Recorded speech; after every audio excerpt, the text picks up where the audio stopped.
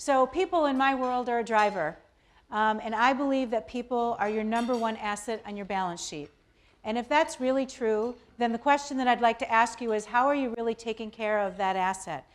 Because it's not like a machine, and it's not like a tool, and it's not like a building, so you have to actually think of it differently than the way you think of any of those things. In a machine, a tool, or a building, it's also very straightforward on what you need to do to maintenance it and keep it up. And people are different. People will always be people first. They're going to be your employee, your client, your vendor partner second. People are messy. People come with emotions.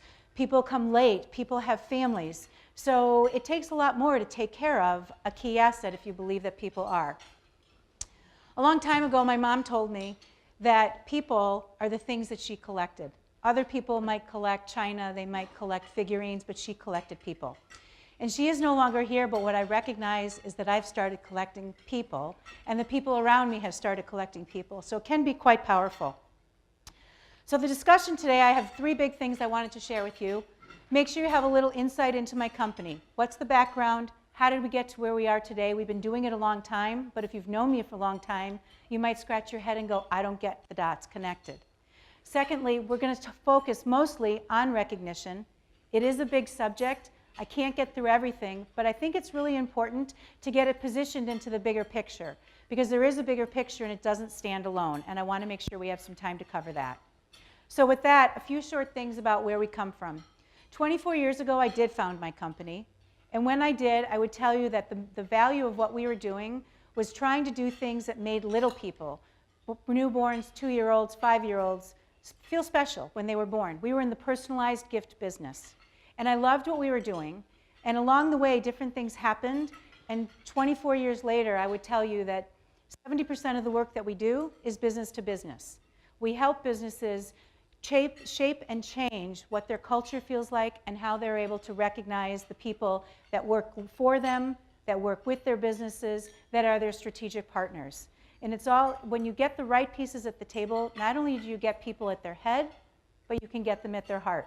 And once you've got them at their heart, you've crossed a different bridge.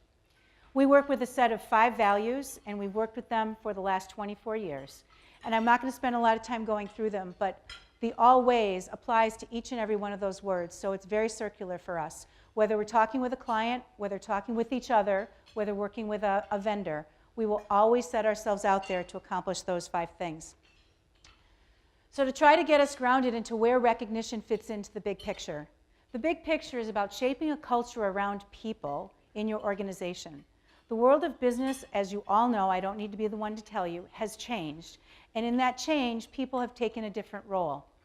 So in order to build a people-centric culture, there's 5 big components that lay in there. And this building represents those components, and they're laid in bottom to top, just like you'd build a house. So if you start at the bottom and you look at communication, that is the bedrock and the foundation of any company that's going to have solid practices around their people. The way that they talk to them, the clarity, the consistency, and the frequency in which the communication happens. Moving up a row, you end up with authenticity and recognition. I'll leave recognition on the side for later, but authenticity, we all know what it looks like to be flavor of the day. We all know what it looks like when people are saying one thing, but you know that they're behind their eyes, there's something else going on. So the transparency and authenticity in which you deliver your message is critical. And with the level of interactivity and connectivity in today's world, there's not very many places to hide. On the top of the 6 is autonomy, collaboration, and development. Autonomy and collaboration are at the opposite ends of the spectrum, but you actually need both in your organizations. Autonomy means that you're giving people the tools, the materials, and telling them what's expected of them, and giving them the opportunity to just go out and do it. Collaboration, on the other hand, means that you're helping people work together. Opportunities to work with a peer, someone else vertically in their department or their business unit, or even across the company. The values of collaboration help to bring down walls and silos and broaden the communication, which is at the bottom, that's critically important. And lastly, it's about development.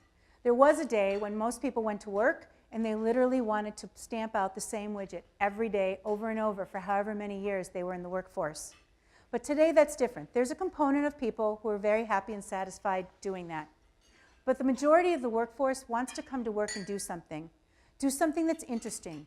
Do something that keeps them activated. Do something that helps them to learn. So if that's the case, being able to grow and learn in your organization provides a different result.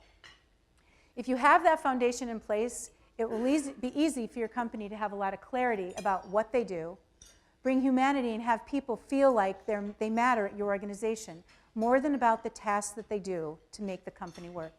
And lastly, it builds trust. Trust isn't something that you can buy, it's something that you build by building the foundation. And if you've got all of that in place, you're pretty much ready to go. But the fact is, Gallup will tell you today that most organizations don't look like this. They will tell you that 18% of your workforce is coming to work fully disengaged. So what does that mean? People are absent from work. People are sloppy about their work. People are there to get a paycheck so they can put a roof over their head and they can put food on their table. If you want to see what a picture of that might look like, imagine you're walking by a construction site and you ask the construction worker what he's doing. And he simply says to you, "I'm laying brick. Can't you see that?" From the tone of his voice and probably his body language, and if you took a look at the work he was doing, you'd know that he really didn't care. He was literally there to get a paycheck. Secondly, Gallup will tell you that the middle of the round, people who come to work in neutral, 55% of them, they come to work to do their tasks. They have a list usually, and literally, I want to check it off. What am I supposed to do today on this construction site? Oh, I need to build 6 feet long and 12 feet high of a wall. When I'm done with that, I can leave. They're usually there a little more often. They have less accidents. The quality of their work is a little bit better. But they still don't have any insight into really what they're doing and what the big picture is, nor do they bring their ideas with them when they come. They literally just come to do the work that they've been asked to do. Lastly, the top end, the most engaged employees, those are the people, around 18% of them. When they come to your office, when they come to their work site, they bring their whole selves. I call it the 3H. They bring their heads, they bring their hearts, and they bring their hands. They're bringing their ideas. They understand the big picture of what you're doing, and they want to see the organization succeed. They're interested in working in something that's bigger than themselves. If you were at that same construction site and you asked a worker who was engaged, "What are you doing today?"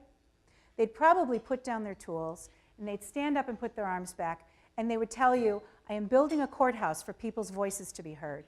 They understand the full picture. It's not just, "I'm building a wall," or "I'm laying brick." So if these are the goals, and people are unengaged, and we know what's the business outcome? Why would you take time and invest in recognition strategies and building people-centric practices in your organization? This is it. People will be more productive. Your employees, your clients, you'll have greater levels of engagement. Just as Rick commented, he set out to send a thank you gift. And what that did is it opened up dialogue that might have led to more business. Both of those two things will add to more profit to your bottom line. And any company that's building people-centric practices through any number of strategies, but specifically engagement, they can see their company grow 2.5 times more faster than their average company in their arena. So if these are the outcomes, then why aren't we doing it? Well, actually, if these are the outcomes, let's take a look back and figure out what it looked like and why people are not used to this mode of business. If you look, I think it's important to set the tone. If you go back to the late 1800s, 93, 95, we were largely an agrarian society. There weren't more than 2, 3, or 4 people that came to work to accomplish any given business task. In those later years, the 1800s, Sears Roebuck was founded. Montgomery Ward's was founded. It was the first time that more than 2 or 3 people were coming together to work. After the turn of the century, we saw the assembly line and Henry Ford. That meant the word management came into place. You were gathering large groups of people. They had to be managed. They had to be organized in order to create the efficiencies. At the beginning of that century, the things that were people's assets were your facilities, your capital equipment, and your raw materials. Oftentimes, the people that you hired, 25 years later, they retired from your organization with a gold watch.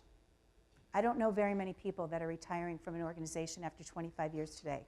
There are some, but it's not the majority. In the middle of the century, technology entered the realm. When technology came in, jobs that people were doing were transferred to a piece of technology. What technology could do, if you could write an algorithm, if you could write a script, it could do it faster and more efficiently than a person. Technology also brought the opportunity for lots of data that could be turned into information and empowered people to do action differently within their organizations.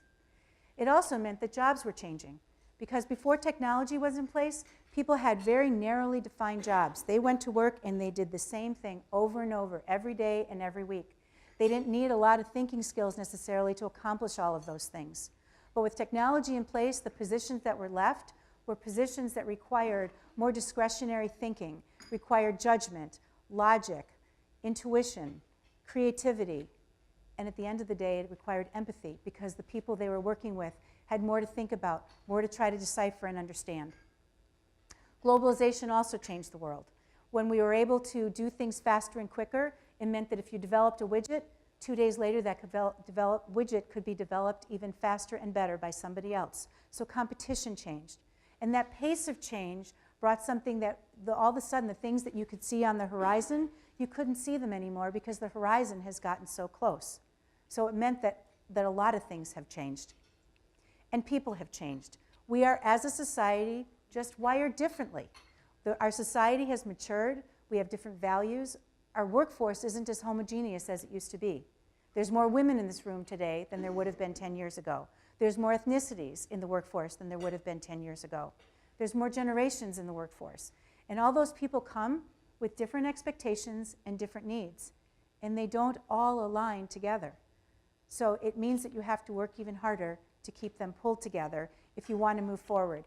And recognizing if your people are your asset, what is it that they have that makes them your asset? And so many things are in people's head. It's their knowledge. It's their intellectual capital that keeps them smart and keeps you nimble. And it's your reputation. Those things are the harder things to buy and have.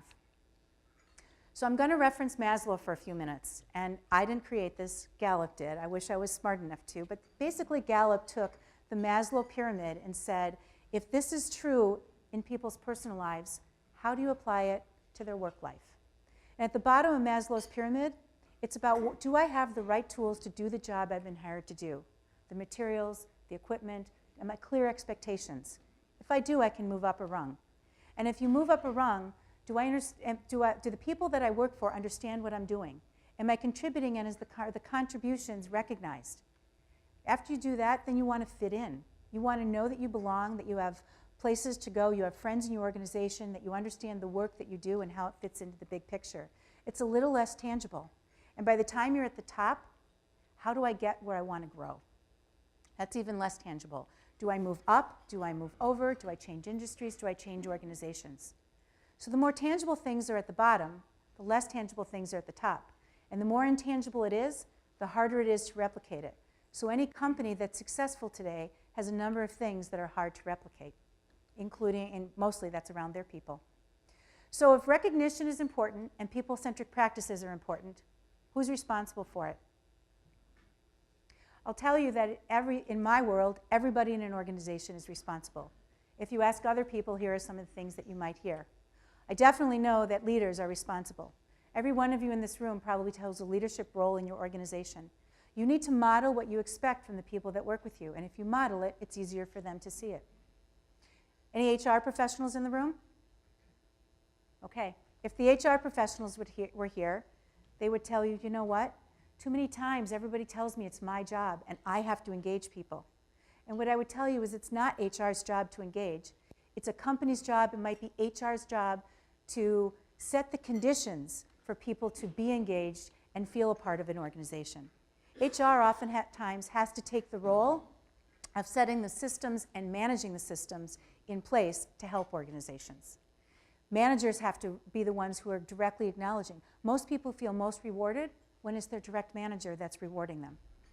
And frontline people, they have a role too, helping their peers, acknowledging the work and the contributions that they've made towards each other. So if all this is important, why don't people get recognized? I have a list of more than 30 reasons that I've been given over the years. I've picked 5. I'm not going to go over the 5 right now. What I'm going to ask you to do is think about them and use, I'd like to just recognize that recognition can absolutely be just about how you observe things. So I'd like to give you an observation test. It's going to be 1 sentence long. And what I'd like you to do is take a few minutes and read the sentence that I'm going to put up there and see how many F's you can find in the sentence. All right? Because I'd like to see how you observe.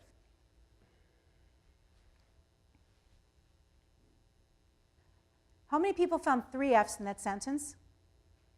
1 person. 2 people. How many people found 4 F's in that sentence?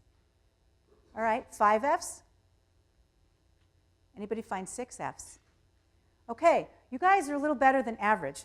There actually are 6 F's in that sentence, and I don't know if you can see the red. I'm having trouble seeing the red, but there are 6 F's. So what happened? Everybody in this room had the same sentence, same amount of time to find the F's, but it's a trick. Your brain played a trick on you. When you read over the word of, your brain read OV instead of OF. I'm using that as an analogy to tell you that even when it's right in front of you, sometimes it's hard to see everything clearly. So it means the discipline and focus that you need when you're thinking about any of the subjects that I'm talking about are really important, because you need to pay attention down to the finest details to make sure that you don't miss the F's. So let's get back to why people don't get recognized. 5 reasons, 5 ways to hopefully help you break them down today. You know, I don't know how. If I listen to how many times people said, I don't know how, it's because you aren't getting to know the people that you need to recognize. And if you invested a little bit of time to try to understand who somebody truly is, what's the work they're doing? Are they enjoying it? How are they growing? What are their challenges? What's going on at home? Does their kid in a soccer tournament? Do they have an ailing parent? Knowing things about the people that you work with, whether it's inside your organization or outside your organization, and a way to catalog that information will give you some recall opportunities that when appreciation situations arrive, it's a whole lot easier to press the right button because you know something about them. But if all you know is they come to work and they do their job, it's a lot harder. A second reason that I hear often is, I don't have time. So you could recognize people simply by saying, job well done. Last time I checked, that was 3 words and probably took me less than 10 seconds. Not necessarily the primary way that I would want you to recognize, but it's a way to get started. It actually takes more time to say, I don't have time. It's 4 words. Okay? 64% of the workforce will tell you that they left their last job. They didn't feel appreciated. They didn't feel recognized for the contributions that they made to the organization. So if 64% of the people left for that reason, and you needed that person on your team, what did you do? You had to go out, you had to hire, you had to onboard, you had to train. Do you think that cost you something? Maybe it would have been easier to say, job well done. So I would suggest to you that job well done is an easier thing. People don't really care. Okay, there was a study done in Toronto. 6,162 people participated in the study. They were asked one question. The question was, if you are given a note at work that's acknowledging work that you've done, how many of you will choose to keep the note? How many of you will discard it? So in this room, a note recognizing work you've done, how many of you are going to discard the note? Every one of you are going to keep that note. Okay, well, in that study, 78% of the people were going to keep the note. So you're better than the average. And of that group that said they were going to keep the note, a number of them went on to report not only would they keep it, but they'd pin it up on their board. How much time, energy, or financial investment did it take to write a note? Not much. Okay, I don't believe in rewarding people for doing their job. I hope you're getting the picture that I'm really not talking about group hugs and kumbaya. I'm really talking about aligning recognition to business objectives. And if you're aligning them to business objectives and you're acknowledging the work that people are doing to forward your business objectives, I think you all probably already know that what gets recognized gets repeated. And you want those things to be repeated over and over and over again. And lastly, I don't get recognized. Why should I give it? Honestly, everyone in this room, you're all leaders in your own right, in the community, in your business. Step up to the plate. Do the right thing, and if you're going to do the right thing, just make sure you do it the right way. And that's what I'm going to help you figure out now. Recognition falls into 3 big buckets. There's recognition that happens on a day-to-day basis. That's usually around behaviors that people are doing. It should happen in an organization up and down and across. meaning that there's no right, no wrong. The thing that it should do is connect back to your core values. So I shared my core values with you. I'm guessing most of you in your organization have core values. Do you know what they are? Are you living them? Those are all important things if you're going to try to incorporate them into your recognition. Informal recognition recognizes performance of groups, performance of individuals, accomplishments that have been taken care of. It happens on a discretionary basis. There's not monthly, it's not weekly. It's discretionary based on what's going on in the business. And lastly, there's formal recognition. Actually happens usually on an annual basis. It's resulting from people attaining specific goals that are usually financial around what an organization is trying to do. So with that, I'm going to dig into the big components that help you with forming a recognition strategy. And for the first one, I'm going to talk to you about alignment. And we've already kind of brushed over it, that when you set goals, they need to be specific and they need to align to whatever your company objectives are. And your objectives over time will change. So for now, I'm going to choose a big giant that we all know. And Doug Continent was the CEO of Campbell's. He recently retired. And when he came into Campbell's, what he found out very quickly was that he had more people marching out the front door faster than he could actually hire them and onboard them. He was in trouble. His number one objective was to change the pace of people leaving and increase retention in his organization. Every recognition strategy that he built around that focused on that. So what did he do? He dug in and he got to know the people that worked at Campbell's. Big company. Big company. He walked around their floor once a week for 30 minutes every single week, getting to know people like Josh and Vikas and Catherine, getting to know them. What are you doing? How's your work going? The new project that we implemented, what's your part and how does that feel? What's going on at home? How's your wife? How are your children? When you know those people and you know those things, he built a relationship directly with them. If you were a frontline worker, how do you think it would feel with the CEO coming and talking to you out of nowhere and not to scold you or tell you that you weren't doing something the way it was supposed to be done? He implored his entire management team to get to know people better. He modeled the expectations that he expected, and after a period of time when he couldn't find them modeled back in some of his senior leaders, he had to make some painful changes. Those changes cost a lot of money at the top. When you have to rehire at the top, the searches that you go through, anybody in the search industry would be the one to tell you what it's really going to cost. So he remained tough-minded on the activities that had to be done, but he remained tender-hearted on the people, and he earned their respect. Over time, he had a huge impact. He totally changed the retention rate. When he started, he had to figure out his baseline, so he decided he needed an assessment. He happened to choose one called the Gallup Q12, which asks 12 basic questions to understand what people feel about your organization. When he initially did that assessment in his organization, he had a score, Gallup Q12 score, of 2 to 1. So without any HR professionals in the room, you probably don't know what that means, but I will tell you that a standard or star, gold star, would be 9 to 1. When he retired 10 years later, he had reached rock star status. He had a 17 to 1 Gallup Q12. That was the last thing he did before he retired from Campbell's. So if you are thoughtful and focused about what you're trying to accomplish and not looking at everything, it can be done. You need to align your recognition to your number one objective. It needs to reflect who you are. What's your brand, what's your voice, and what's your message? This financial services firm that we worked with in this community, and when they came to us and asked them to help them with their employee appreciation event, I said, okay, we can do that. And I started in my own curious way asking lots of questions. Really, what are we trying to accomplish? What's the goal? Well, people work hard around here. For a week, we want them buzzing and so happy and recognizing that their leadership really recognizes the effort that they're putting in. In doing that, I had to ask a bunch of due diligence questions. Where were you before this? Why are you coming to me now? And what I really learned was that they had outsourced it, but when they had outsourced it, they were just coming up with a theme. There was nothing connected to anything they were doing internally. So it was a few tweaks to say, well, what are your internal messages? And connecting their whole week-long celebration to an internal message and making it tangible, things that people could touch and feel. So grow, create, and have fun was their internal message that was important to them. Anything that fell in the way of that week had to be connected to growing, creating, or having fun.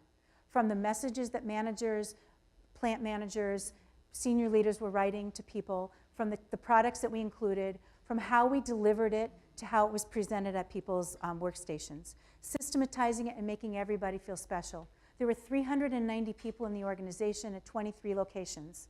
They had consistent delivery, they had consistent product, and what happened was by Wednesday of that week, we were receiving pictures from our client. The small thing that you might not be able to read that says create a silly putty, it's custom silly putty. They were using the silly putty and sharing colors and making things out of the silly putty, attaching it to things on their desk. They were having fun. They had accomplished their goals. People were buzzing for the entire week about what their management team had done to have them know that they cared. It needs to be meaningful, and meaningful to different audiences are different. So I've selected a Fortune 500 company in our community who was down a path to celebrate a milestone in their organization. And when they came to me, they said, we want to celebrate, and here's what we want. And I had to look at them, and in all the time I worked with them, I said, really? Who is this going to? Who's your target audience? And when they shared with me their target audience was their key opinion leaders, it was a time for me to stand up and say, well, I think we really need to rethink, because the product you're about to put in front of them, while it's novel and it's cool, it's not going to talk to them. You actually know them better than I know them. They're key opinion leaders. By those words alone, they have some age and experience in their field. They're traditional and they're conservative. And most of all, you all know that they love the heart, the human heart. For them, it's a piece of art, and anything associated with it, any device that's going to make it work well, is a piece of art. So what we ended up creating was a replica size of the first external pacemaker. We put it into a piece of lucite that was a prism so that it reflected. We developed a companion piece for it that told the story of Dr. Lillihei partnering with Earl Bakken to develop the first external pacemaker. Why? What was Dr. Lillihei's problem? Dr. Lillihei had a problem because he had blue babies in his hospital ward. Because at that point in time, Minneapolis-St. Paul didn't have enough electricity to go around a growing community. There were a lot of brownouts. So, well, far too much detail, but at the end of the day, the people who received this particular product coveted it because it told the story of the industry that they're in. For them, it was a piece of art. For you and I, it looks like a pacemaker in a piece of acrylic. The last thing, or not the last, but the almost last, is that your programs need to be integrated. They need to weave together. If you have recognition over here and over here and over here, and there's nothing pulling them together in any common bond, they're standalones. And the sum will be greater than the whole of your parts, I promise. So if you take the time to integrate them, integrate the messages, integrate how they work together, you'll get a better result.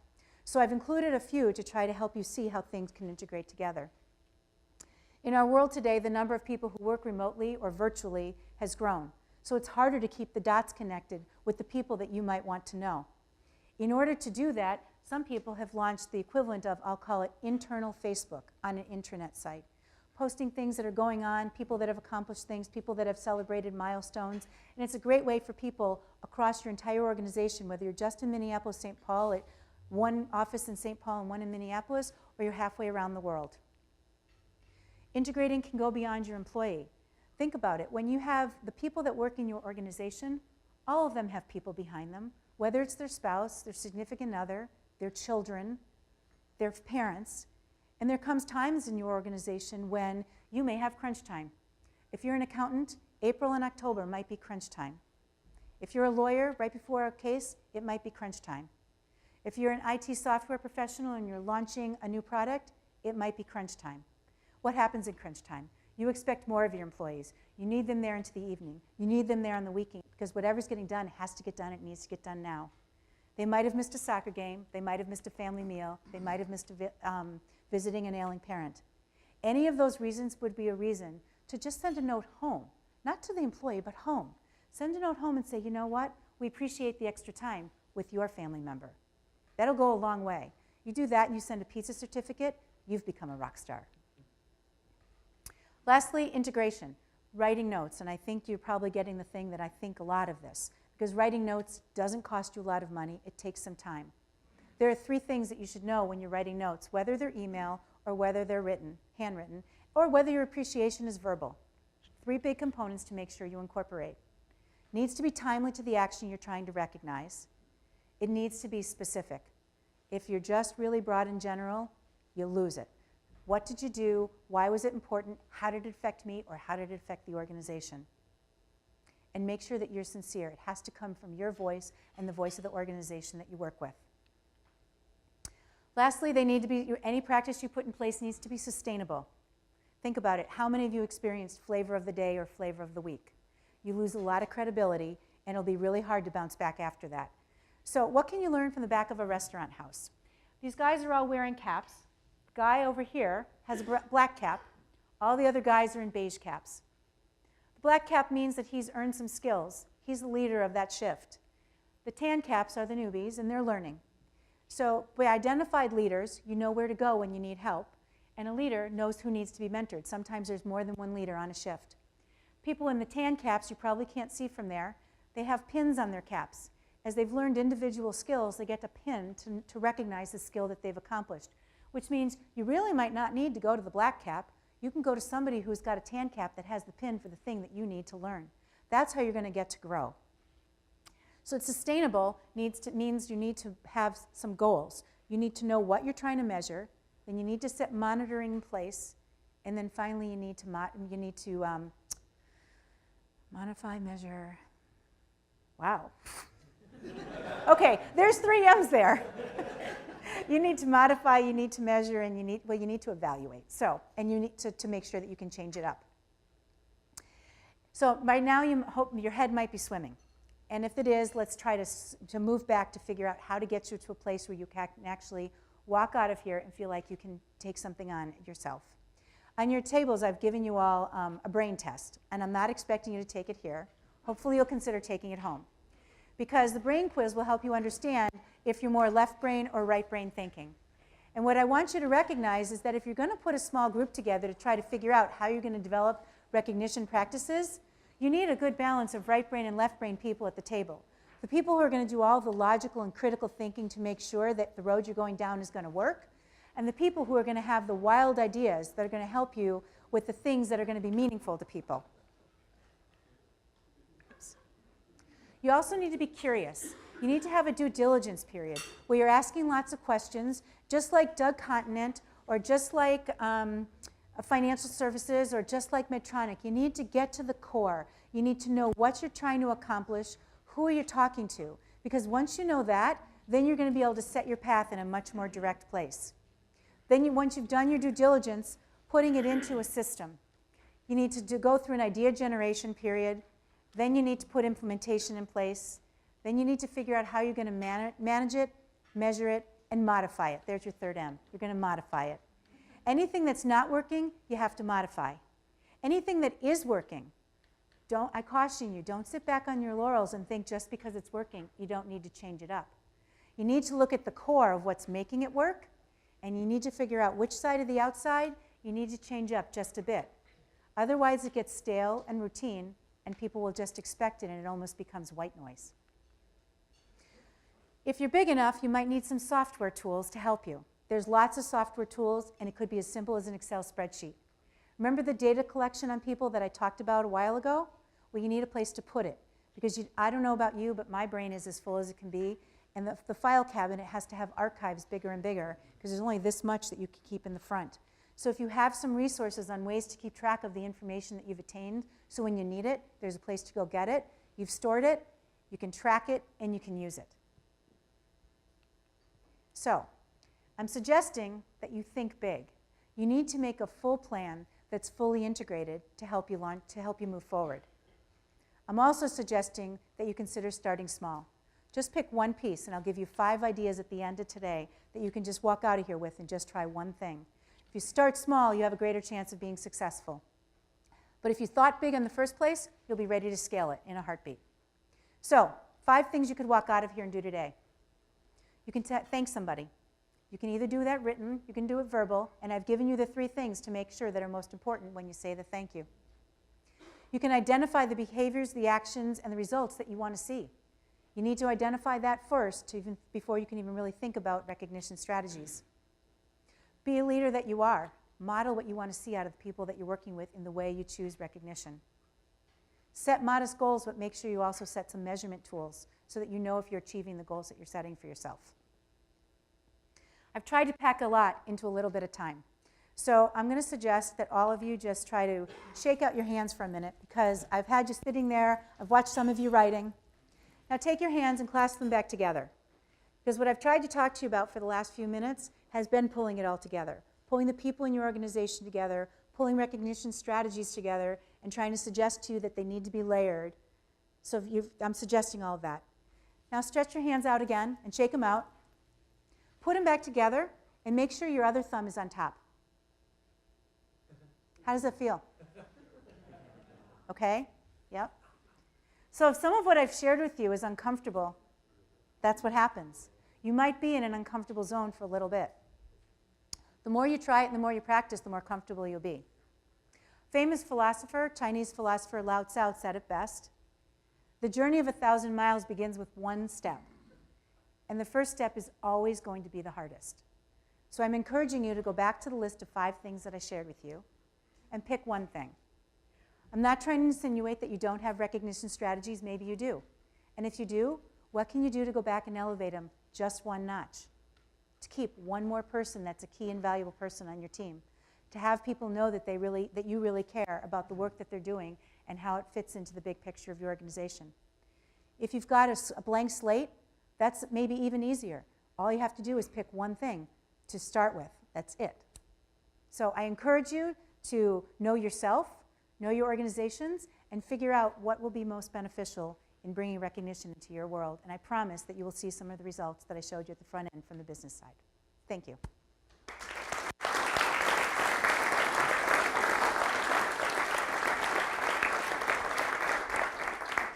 If there are time if anybody has any questions. I am happy to entertain questions, whether it's clarity about something that I tried to present to you or something I didn't tackle at all that you'd have a question about. How about mistakes? How about people doing things that are actually causing themselves troubles? Well, that comes from shooting from the hip. So when you don't have anything in place and you just think, oh, this is a great idea and I'm going to do it, and you shot from the hip, and there's no grander plan, what happens oftentimes is that you will fall flat because there's nothing to back you up or support you. It's not integrated to any other components of things that you're trying to lead with. So I would suggest, and when you do make a mistake, it happens, and really understanding what it is that caused, I'll say, someone not to look kindly upon recognition. Well, I don't know anybody that's not going to look kindly upon any kind of recognition, but it might be the way somebody positioned the words. So thinking thoughtfully about your words. Any other questions or thoughts? Yeah. So if you want to get started on this, you know, and obviously when somebody does something good, that's a good time to recognize them. But if you wanted to be more systematic about it, is it monthly, quarterly? It just depends on how much time you have, or what do you kind of recommend, or how would you answer? Well, day-to-day recognition is actually some of the most powerful recognition that people will acknowledge. Remember writing notes, keeping them, pinning them up on your wall? So a long time ago, I started my own system. And in my world, I actually have a rule that I try to write 6 thank you notes, a minimum of every single week. Thank you notes for something. Thank you to a vendor for helping me achieve delivery because we were going to be late. Thank you to a client for helping work with me through something. Thank you to an employee who figured out a workaround on something that was not maybe working well in our organization. But thank you notes you can write anytime, and there's always ways to manufacture reasons. And it's amazing what happens when you put yourself out there and you're connecting with people. All of a sudden, that phone might ring and you might have more interaction than you've had before. So if you need a system, the system might be, I need to have 6 opportunities to say thank you, show appreciation for something meaningful that's been done that's going to forward my business objective. It needs to forward a business objective. It needs to fit to a core value. And if you can do that, you got started. Okay? Yes? What if you work for an organization where the senior management doesn't get that at all? You know what? It happens. And actually, I want to say it's really, it happens. And it happens more often than not, and it happens more often than you want to think. There's only about 20% of the organizations that I know of today that actually embrace this strategy. So 20% are going to succeed faster and higher and better than a lot of their peers. And if senior management doesn't buy in, it's pretty hard to make the shift. We were actually called to the table to work with an organization recently who was experiencing some pretty inflammatory comments on Glassdoor. So if you're familiar with Glassdoor, and their goal was to figure out how to get those comments down. And they asked for help. We gave them a proposal. And the woman came back to me and said, we've had a number of shifts inside. We're probably not really ready. And in our conversation when I was there, she actually openly told me that there was going to be some issues with senior management. So it is tough, and it's hard to go that uphill battle, because if you don't have leadership on board and they're not modeling, it's really hard to break through. I don't have a good solution to that. I wish I did. Okay, any other questions? All right, well, I hope I've at least given you some new thing to think about today. Thank you for your time and your listening and your energy.